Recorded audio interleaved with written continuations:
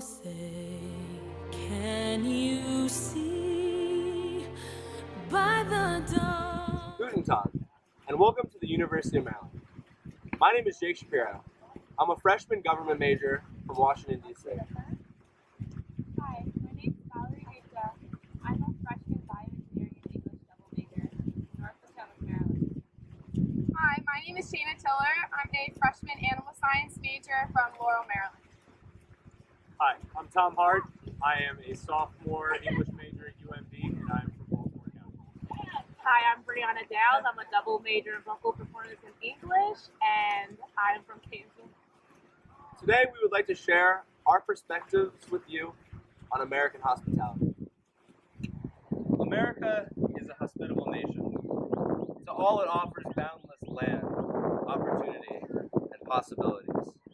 We advertise worldwide welcome, accepting all the huddled masses, yearning to breathe free. America contains opportunity for everyone. However, within this opportunity comes conditions. All are welcome to America, but all are expected to lift themselves up by their own bootstraps, and all are expected to adhere to our specific social expectations. The conditions of our hospitality result from our nation's unique history. At first, we were able to offer the type of unconditional hospitality that has come to be expected from America. We had endless land, endless resources, and endless possibility to chase the American dream. Today, however, our capitalistic system has created a nation of individualism, a nation of competition, and our democratic system has created a specific set of conditions for social expectations that are influenced by a despotism that the world has never seen before, the tyranny of the majority. America, however, is not to blame for the conditions of our hospitality. As argued by the philosopher Jacques Derrida, all hospitality must be conditional. As such, I can confidently say that American hospitality is great and is unlike any other hospitality in the world. And even though it comes with conditions, this is to be expected by the nature of hospitality. Just as our hospitality is determinate, the American brand of capitalism is determinate in the benefits it offers. In America, cash is king. Sure, money facilitates exchange between people no matter where you live. In those pursuits, competitors seek the most effective ways to push wares, reap profits. The cream rises to the top, and all serve to benefit from whoever is the best provider of that given good or service. It sounds great, but what's the catch? Because of the competitive environment that capitalism provides, business can get cutthroat. If I have the opportunity to gain the upper hand on you to make sure that I succeed and you fail, you can bet I'm going to cross every single moral boundary possible to make sure that happens. Now, is this the right thing to do? I don't really care. I'm making money.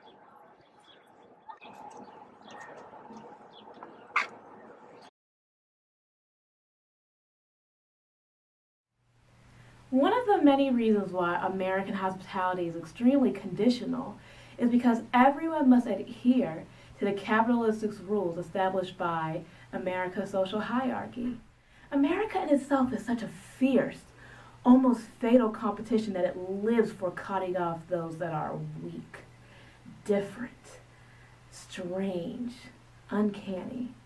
Even though Lady Liberty proclaims that she will welcome your weak, your poor, your huddled masses, even though there was a British traveler who rejoices about how all over the colony there are, in all ranks of people, there is a universal glee, mirth, and unconditional hospitality.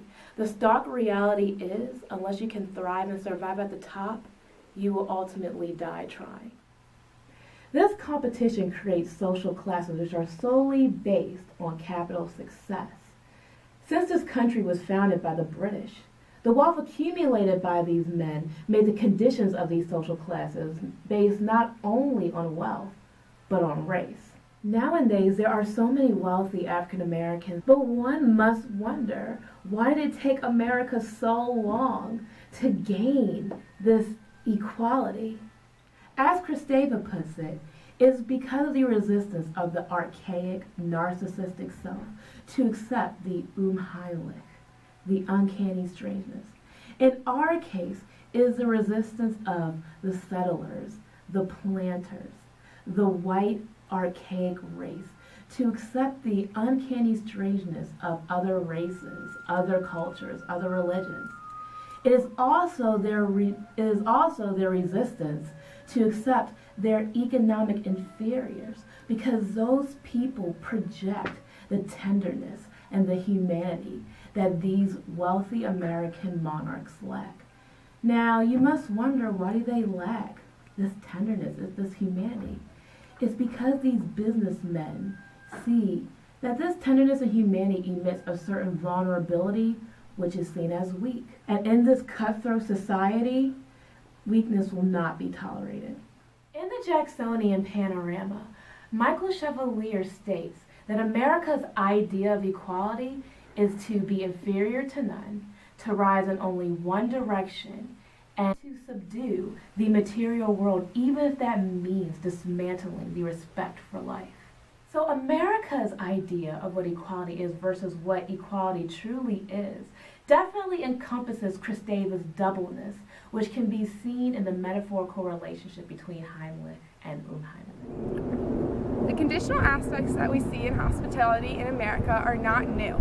The constraints that we see are a result of the limitations, both financially and emotionally, that we have to offer to people. Throughout America's history, we have constantly seen parallels between the rich taking advantage of the poor, or simply someone just taking advantage of someone less fortunate than them. Although America promised freedom from the system of feudalism, many ideas were still translated. As seen in the Bernard excerpt, like the old feudal barons, their whole life is a temptation through absence of restraint. The young country felt the need to strive for the material success that came from their British motherland, and caused them to take advantage of the Native Americans that inhabited the land. This also can be seen in the Southern way of life that is later in American history, between the planters and the slaves. Many of the planters took advantage of the slaves' hard work to fund their own luxuries and personal successes, while they simply sat back and ordered them what to do. We can also see these parallels in today's societies, with the rich taking advantage of the poor. With taxes, many of the rich people get less taxes than the poor class, and in the Reaganomics, they leave more money for the rich to take care of the poor, when really it doesn't do much to help them. Also seen in the Bernard excerpt, unless a man has been willing to break up the system at the cost of his own utter ruin, he has been pronounced a selfish barbarian, a loathsome maggot complacently fattening on corruption. Unless the system is broken with all of the conditions that we see, there's no way for this nation to be completely hospitable. All hospitality is inherently conditional. Limited resources and humans' instinctive need for self-preservation interferes with the ideal of unconditional hospitality. Schuff, an American traveler who visited Virginia, recounts of how he encountered ill grace when he asked a Virginian to stay at his house. The Virginian gentleman asked him where he had come from and who had sent him, before finally welcoming him into his house. This may seem harsh at first, but it is noteworthy that the German traveler was a stranger to the Virginian gentleman. And so the Virginian's skepticism was not only understandable, but justifiable. If the gentleman was to keep allowing people into his home, then he would have run out of resources to even support himself. It is hypocritical for Europeans to pass quick judgment on Americans and deem Americans' hospitality inhospitable, because the Americans' inhospitality more reflects the bounds set by human life on hospitality rather than the bounds set by their selfishness or greed. America is a hospitable nation, but comes with conditions as a result of the social expectations and ongoing struggles that the country has faced in its establishment. Thank you for watching. We look forward to hear what you have to say. The people move it.